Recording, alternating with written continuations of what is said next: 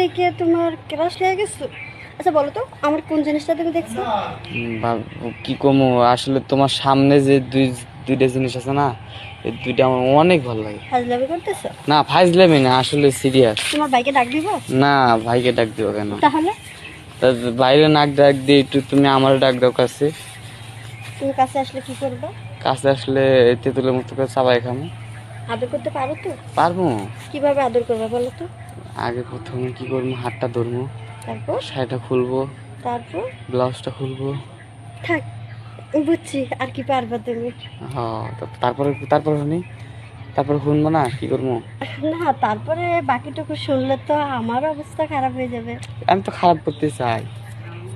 আবার এতটা সময় খারাপ হয় না যে তোমার সাথে আমার এসব করতে হবে। তোমার ভাইয়ের কি মারা গেছে নাকি? ভাই মারা যায় না, কিন্তু ভাই তো মানে পুরানো মাল না। পুরান চাউল বাদে পারে, এটা কি তুমি জানো? এটা শুধু কথাই মানে, বাস্তবে না। কথা না, কাজও। আর তোমার ভাই আমাকে যে সুখটা দেয় সেই সুখটা তো তুমি দিতে পারবে না। দিতে পারবো না। হুম। আমি কিন্তু সব স্টাডি জানি।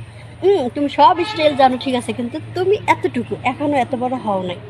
আমার জিনিসটা কিন্তু বড়, দেখেন এই যে দেখেন। আসলে তুমি এতটুকু একটা ছেলে, আর তোমার জিনিসই কত বড় হবে। এই দেখেন দেখেন, এই যে তাকান। ও মা, মাথা ঘুরে